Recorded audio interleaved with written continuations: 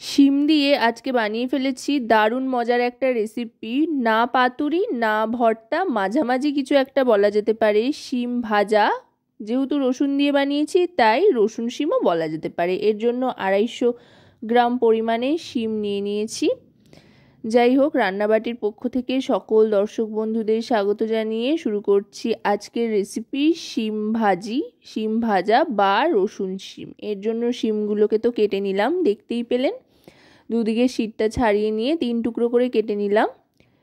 এবার একটু জলে সেদ্ধ করে নিচ্ছি, যেহেতু এখন শিম কিন্তু অনেকটাই পুরনো হয়ে এসছে, সেই জন্য ভালো করে সেদ্ধ করে নিতে হবে। তাহলে কিন্তু শিমটা অনেকটাই নরম হয়ে যাবে, তা না হলে কিন্তু অনেকক্ষণ ধরে কষাতে থাকতে হবে। আর এখানে শুধুই জল ব্যবহার করেছি, জলের সাথে কিন্তু আর কোনো কিছু মেশানো হয়নি। এবার শিমটা সেদ্ধ হয়ে যাওয়ার পর একটা ঝাঁঝরির সাহায্যে ছেঁকে নিলাম। এবার কড়াইতে দিয়ে দেব সর্ষের তেল। অবশ্যই কিন্তু সর্ষের তেলেই এই রান্নাটা করবেন, তাহলে যেমন ঝাঁঝালো হবে তেমনি সুস্বাদু হবে। এবার ফোড়ন হিসেবে দিয়ে দিলাম 1/2 চামচের থেকেও একটু কম কালো জিরে। এবার দিয়ে দিচ্ছি রসুন আর লঙ্কা, যেটা থেতো করে নিয়েছি। অবশ্যই কিন্তু থেতো করে রসুন আর লঙ্কাটা এই রেসিপিটাতে ব্যবহার করবেন, তাহলে রসুনের ফ্লেভারটা কিন্তু খুব স্ট্রং হবে আর দারুণ একটা স্বাদ আসবে। এবার দিয়ে দিচ্ছি পেঁয়াজ কুচি। এখানে 2টো মাঝারি সাইজের পেঁয়াজ স্লাইস করে কেটে নিয়েছি। যেহেতু রসুন শিম তাই রসুন একটু বেশি করেই দিয়েছি। একটা বড় রসুনের অর্ধেক দিয়ে দিয়েছি, আর যদি ছোট রসুন হয় তাহলে একটা গোটাই দিয়ে দিতে পারেন চাইলে।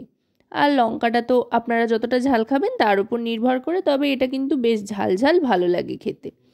এবার পেঁয়াজটা একটু নরম হয়ে আসার পরই সেদ্ধ করে রাখা শিমটা দিয়ে দিয়েছি।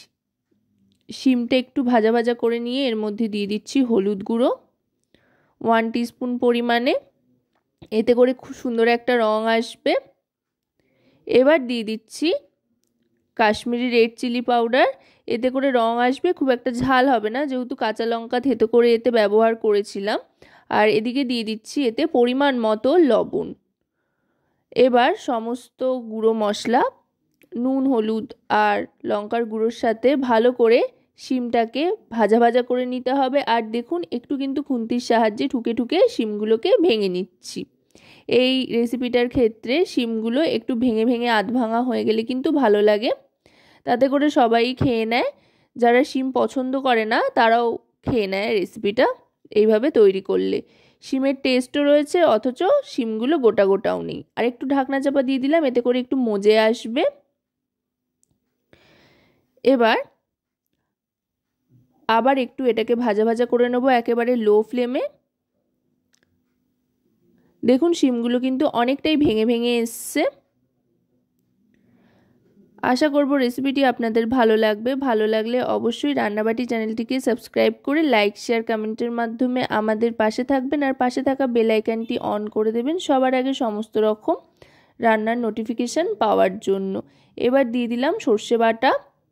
এখানে সাদা সর্ষেই আমি ব্যবহার করেছি, আপনারা আপনাদের পছন্দ মতো সাদা কালো যে কোনো সর্ষে ব্যবহার করতে পারেন, বা দুটো একসাথে মিশিয়েও নিতে পারেন।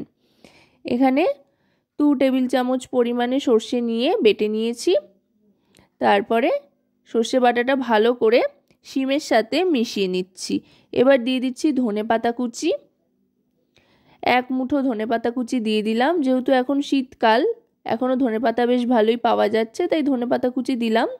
তবে ধনেপাতা ছাড়াও কিন্তু এই রেসিপিটা বানানো যায়। ধনেপাতা এক্সট্রা একটা অ্যাডভান্টেজ, দারুণ সুন্দর একটা গন্ধ আসে, তাই দেওয়া।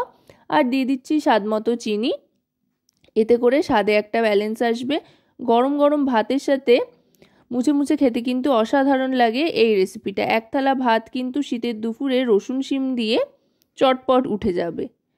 তো রেসিপিটা কেমন লাগলো সেটা কিন্তু অবশ্যই কমেন্টের মাধ্যমে জানাবেন। আপনাদের একটা লাইক শেয়ার সাবস্ক্রাইব কি কমেন্ট আমাদের কিন্তু অনেক অনেক উৎসাহিত করে নতুন নতুন ভিডিও তৈরি করার জন্য। দেখুন, কথায় কথায় কিন্তু রেসিপিটা তৈরি হয়ে গিয়েছে। এবার আমি এটা সার্ভ করে দিচ্ছি। তো রেসিপিটি কেমন লাগলো অবশ্যই জানাবেন।